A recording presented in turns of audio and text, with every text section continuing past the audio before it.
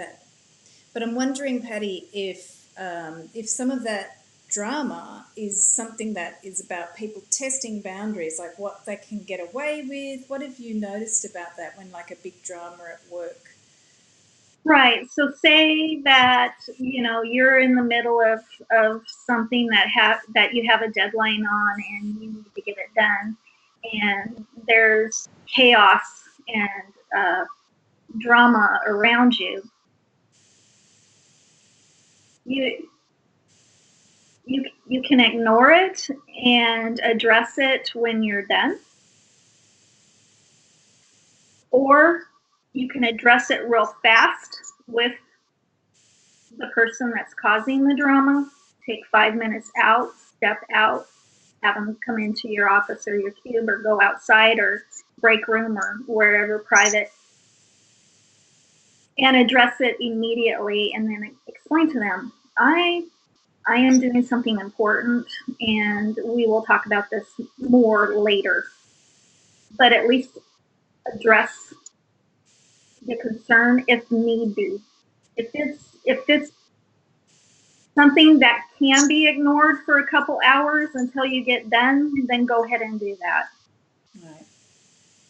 But if it can't, if it's something really bad, say two coworkers are screaming at each other on the floor or something like that, you do need to go out there and you do need to stop that kind of activity. But when you set the boundaries, and people are going to test it, but as time goes on and you're very firm with your boundaries, everybody gets used to it, and it starts to become a well-oiled machine, and other people follow it too. Yeah, that's like school. When we went to school, we had a bell and we got used to it and everybody started to follow it. So if you engender that attitude with your own boundaries around that. Right. I mean, people will even say that you're working really hard, and they know that you go to lunch at 1. They'll pop into your cube and say, oh, it's lunchtime. Just wanted you to know I don't want you to miss out on eating your lunch, and they care about you and they want to take care of you because they know that you're focused. You're focused on this project. You're focused on this assignment. And that's how you build better relationships with your coworkers, because you have those boundaries, and you know when to say yes and you know when to say no. And now there's always going to be times where you are going to, emergencies happen or whatever, and you're going to have to stop and address it. Yeah, emergencies are emergencies. And the same thing happens at home. Like if I'm working on something and a drama comes up, usually if I'm in the middle of writing, I have to get that writing done for the day because it's a commitment I've made to my project. But a drama will happen and I need to sit 5 minutes, resolve it quickly, message the person and get back. Or just tell the person, like you're saying, I'm on another call, I'm working right now, I'll call you back later. But one of the things I've noticed in terms of home environments and the work environment is these emotional dramas that they manifest as a way sometimes as procrastination. As one of the things, like procrastination, often we talk about you say no to doing something that you know you really should do, or like my writing, I really want to do it, but you say no to doing it because of many things. And often we think it's social media, that's one of the things. But I've noticed emotional drama, either in the family or the workplace, is a very big way that we do it subconsciously. We kind of manifest these dramas and we think, I didn't sign up for this. I'm trying to get my work done. This is what I really want to get done. Why is this drama manifesting? And I've noticed that sometimes it happens, like the example I shared with my partner in the past, I would get criticism about my work because I had an emotional story about the value of my work. So, Patty, I wanted to look at what are the sort of classic things, and we've got two things straight away, that that are the emotional stories people tell themselves that make them procrastinate something that they really want to do. Well, some people think, oh, I work better under pressure, so I'm going to wait till the last minute to do something. And when you do that, are you really being fair to others, that fair to the person that you promised and you have a deadline to? And is the quality of work really there? If you're waiting till that day and the deadline's at 12 o'clock noon, and you come in at 7 o'clock in the morning and you work 4 hours on this project that's really a 12-hour project, and you're just slamming things together, is that product really of value? Are you giving your full value? And look at the stress that you're putting on yourself and maybe possibly your coworkers by you flipping out, or or you're in your office or cube and you're just panicking. That is not quality. That is not good for you, and not good for your client either by waiting till the last minute. What you should do is, if you know you have a deadline, you should work on that project a couple hours a day, or do that first thing in the morning and do what you need to do on that assignment or project and get it finished and with good quality of work. Yeah.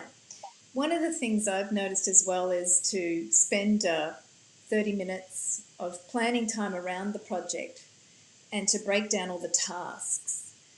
Because I think sometimes, especially with coaching and marketing and writing, with writing, you tend to go into the writing, that's part of it. But in the writing, then there's editing, then there's proofreading, then there's, if I record, there's recording. So there's all these elements, and you actually have to break down all the tasks and think about when each task will happen. So as a writer, I need creativity, so I need that period for creativity, and then I need a period. I work well on tech in the evening hours after midnight. So sometimes I'll just say, okay, I'm going to do that after midnight because I feel like doing it. But at least I know that's when I'm scheduling that piece of the project. And right, like recording, you have to have the right time to record, because you can't have background noises in the back or something like that. So you know when to plan for that project for certain activities. You're right, Angela. And that's the importance of scheduling time and knowing what you need to do, and if you need something from somebody else, and not putting pressure on them at the last minute. So it's seeing your resources as well that are required that you maybe didn't think about. So you've got to try and troubleshoot for that projected project, like how much, what are all the tasks. And in coaching, that's one of the things we do. We sit down and we break down tasks with clients, because I've noticed one of the emotional stories that people do with procrastination and saying, oh my God, I've got so much to do, is that they actually haven't done this bit and sit down and break down, well, what are the tasks? What are required? What's going to go wrong? What resources do I need? It seems common sense, but a lot of people don't do it. And I feel like one of the reasons is they want the end goal, but they don't actually want to sit down and think about all of the nuts and bolts. They might be a more creative person. They might hate technology. People generate a lot of stories. And one of the stories I find which underpins all of that is they think that if they do that project, it's going to fail, or it's not going to be enough, or no one's going to like it, or it's just not enough stories about whatever they're focusing on is not enough, and it generates this kerfuffle and this drama. It's like, just do it, but break it all down, see what the costs are, because all of the other stuff really is a story to avoid. You're basically saying no. You're saying no to your project if you're a creative or entrepreneur. And Patty, what are the other things, because I know you've got a poll on your page, Coaching for Inspiration, what are the classic things that you address in the poll that you find people really struggle with saying no? Saying no to family. I think that's a big struggle for a lot of people. And also delegating tasks. Being wanting it to be perfect and thinking that if I delegate it, it's not going to be done correctly, or I'm going to have to redo it after I delegate it. Well, if you give clear communication, you can say, you can delegate, and you can say no to your family. What do you really want? What will this cost you? What will be the end result of saying yes or no? And is this something that you really want to do? A lot of us will say yes to things that we really don't want to do, and we have so much on our plate. We're running from one place to another place. We take on a volunteer project, and we have no time for our family and no me time. So in the poll is asking everybody, what is the hardest thing for you to do? Say no to family or delegate tasks? We would like to know what your thoughts are. And if you're watching the Facebook Live, you can put that in the chat, and we'll give the link for Patty's poll in the description as well. One of the things I notice with saying no to family, the stories that come up around why they can't say no to family is really, really, really big in terms of how people divide like their work life or things I have to do for work versus things I have to do for family. And often you teach on and you coach on work-life balance. Some of the key things I find really that interfere with people enjoying their family and perhaps even enjoying their work. Maybe some people don't like their work, but at least you can go there and feel I'm working so I can have time or money for my family. One of the big things I notice is that people just feel like they can't really be authentic. They can't verbalize no to their family or just tell their family what the feelings are around what the family member might have asked for them to do. So your family member might want you to, I don't know, babysit their cat for the holidays, and you're thinking, I'd like to, but it doesn't really work, and you feel bad about saying no, rather than actually telling them, oh, I'd love to, but I don't really want to do it these holidays for whatever reason. Being authentic and just telling them, I wish I could help you, but it's not going to work for me. We have this fear of somehow people will feel like they're going to have a judgment about us.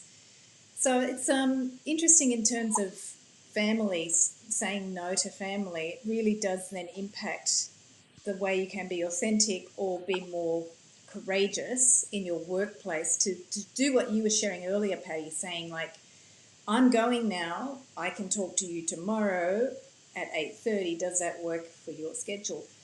I've noticed that people don't fess up at work because they won't say no to their family. Well, and also saying no gives an opportunity for somebody else to learn something new, or somebody that really wants to do it. When you're saying yes all the time to things that you really don't want to do, other people aren't experiencing it, aren't experiencing maybe they want to do it. Maybe it's something that they want to do and they want to learn. Maybe your sister or your brother wants to watch the cat. It gives them the opportunity to do it. Right. By saying no. You want to say yes to the things that you want to do. And not overstress yourself. Now, there are going to be times where you do have to say yes to something that you possibly don't want to do because it's a commitment that you've already committed to or something like that. But you really want to evaluate, what do I have in my life? Am I booked every day of the week after work doing some kind of activity? When do I have time to spend with my family? What is my priority? Is my priority spending quality time with my family? Do I need to schedule a date night with my spouse or my partner? Or do I need to schedule a family dinner night, movie night with my children in my house, in my household? Those kind of things. You might have to schedule it so that you can say no. I've scheduled this. So somebody asked me, "Oh, we need you to come do the flowers at church on this day," and you can say, "Oh, I'm sorry, I'm already committed to something else." I think that makes people feel more at ease to say no. Great. So, I'm sorry, I'm already committed to something else. Okay, that's a nice one too. Yeah. So, And it's not rude, and it's the truth. yeah. And you don't feel bad. I think too, some people make excuses and will actually fib and then feel really guilty. But if you have where you're already committed, then you're not fibbing and you're not feeling guilty because you've made that a priority in your life. What is a priority in your life, and how are you going to keep it sacred? Oh, I love that. That would be my favorite way to describe it. What is a priority in your life, and how are you going to keep it sacred? I've been using that word sacred a lot recently. So this sort of builds right into your tool that you're going to share with us today, Patti. Yes, thank you. Yeah, because this is the perfect time to share the tool where it's showing what do you want in your relationships? How do you know what's important to prioritize? So can you share that tool, Patti? Yes. So this is really simple. You just have 3 columns, and the first column says what you want in a relationship. So when we're talking about finding someone or the relationships that you have now, what do you want in this relationship? And you make the list. What are you willing to compromise in the relationship? That's what you are not willing to compromise in a relationship. This kind of helps you guide you on what boundaries and what you want in a relationship. And it works really well because it helps you understand your values of what you want in your personal relationships, your work relationships, partner, all of those things. What you're willing, what you truly want in a relationship, what you can put up with, and what you will not put up with. Yeah, and when I was considering the exercise that you were sharing, Patti, one of the things I realized is that in my life, what was important to me when I was 25 is very different to when I'm 47 now. So, for example, in my relationship, I'm not so worried about the domesticities now. When I was 25, I'd be much more terrified about underpants on the floor or something like that. But so to be aware that this exercise of what Patti's sharing, the 3 columns, it's really important to check in at quite regular intervals, because what could be a priority for you 6 months ago might be different now, or your work situation might change, or the situation might have been a new drama might throw itself into your life, and you need to really, those dramas are really great opportunities to do this and see what's actually of value to you now, and then to go back to scheduling it and prioritizing it and communicating that with others in your life about how it's a priority. Right. Say that you're a very tidy person and your partner is not a very tidy person. And what are you willing to compromise? Are you willing to compromise with the clothes being in a basket unfolded? Are you willing to have dishes in the sink? Can you overlook that your partner doesn't put the dishes in the dishwasher, they throw them in the sink, and it drives you crazy? Is that something that you're going to continue to fight about, or are you going to just say, this is the way he or she is? Is this going to make or break a relationship? Right. Is it worth fighting about? Just thinking about those kind of things. And that will take pressure off of you and your relationship if there are certain things that you can just accept and ignore and just do it. And then there's things that maybe you can't ignore. Mm. What are your values? And do they fit? Does that fit in your values? Yeah, because I've noticed it's similar to the emotional dramas that explode. Sometimes we might, in a relationship, a couple relationship, and a family as well, we might focus on this one issue like the dishes, but Right. actually that's a superficial problem, and we're complaining and whining and arguing or being awful to each other because we're avoiding the real thing underneath. And I've noticed also as well, people say these phrases to their loved ones like, oh, but you're always like this. And that's the other person's hearing that going, no, I'm not. But they're hearing you say this thing about them because you're obviously upset about the clothes not being folded or the dishes or whatever. But it's a lie. It's not actually true because there's something underneath that you're not addressing. So what you're saying yes to in that situation is, I'm not going to talk about what I'm really upset about.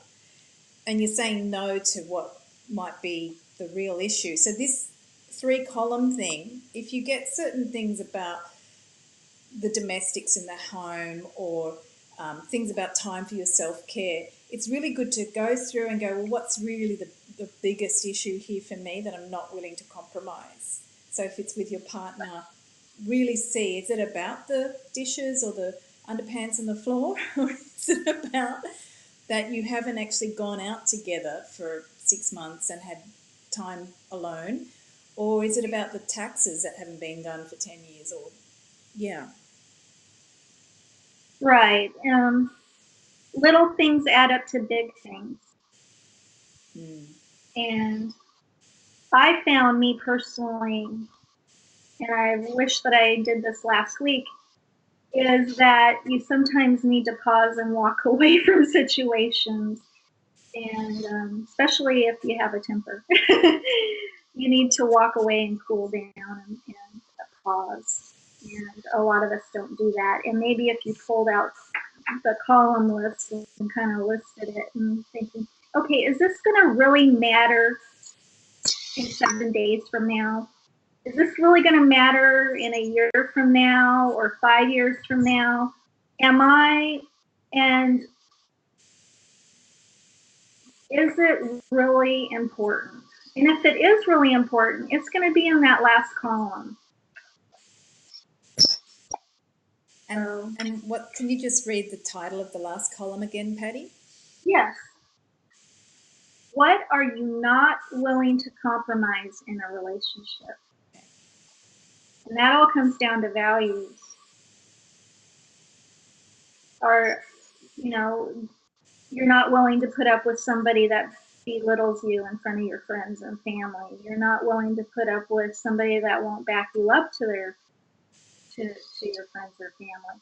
You're not willing to put up with somebody cheating on you, or those very,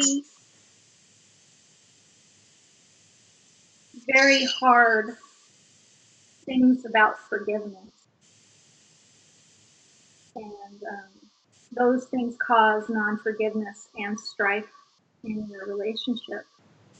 So if you have it laid out this is something that I'm not willing to compromise about, and you and your partner or your family talk about it, that line of communication is there, and you build that trust and you build that relationship.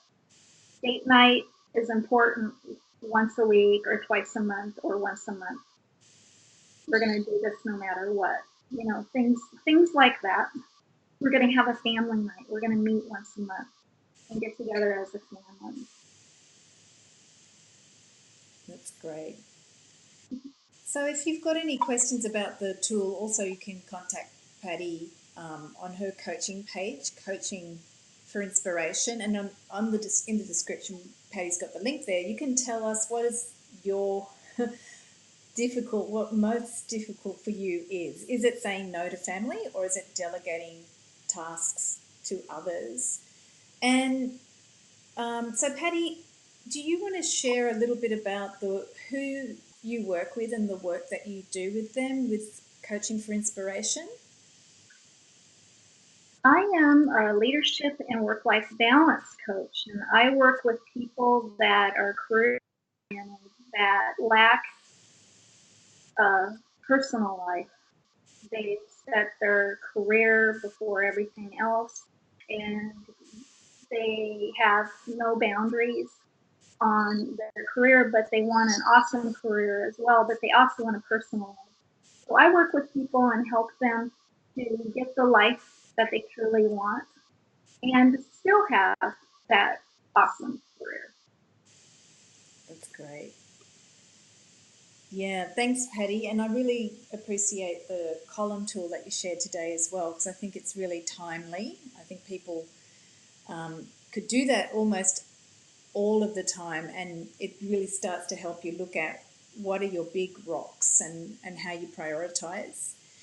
And also today I'm sharing the Authentic Love webinar, so you can stay in touch with me, of course, on this Facebook page, and check out the link I've got in the description for the Authentic Love webinar, which is Beyond Loneliness to Heart Connection. So a lot of people are experiencing loneliness, even in a relationship, or just not being able to feel like you can get that connection that you're looking for.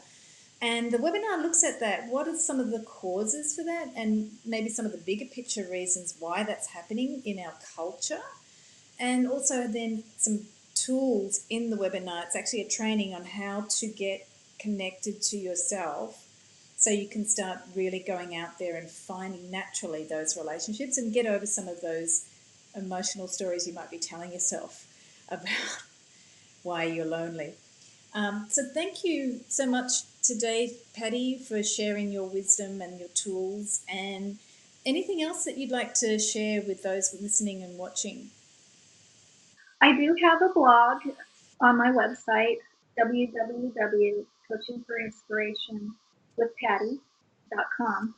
And I talk about a lot of different leadership strategies as well as work-life balance and harmony. We all want harmony in our lives, and I write about different things about leadership, how to be a better leader. So I hope you check it out. And thank you, Angela, so much for us talking about relationships. That's my pleasure, as usual. I love relationships. And that's the website, Love and Relationship Coach. I might call it Obsessed Love and Relationship Coach. And next month we'll be doing Building Better Relationships with Patti and myself every month. So for October we might get dressed up. Patti, I'll challenge you to a Halloween special, or just orange or black, I don't know, whatever. Oh, cats. Okay. We'll do a cat special. We'll do it. Sounds good. So tune in next month for our Building Better Relationships with Patti and Angela. Thanks, everyone. Thank you.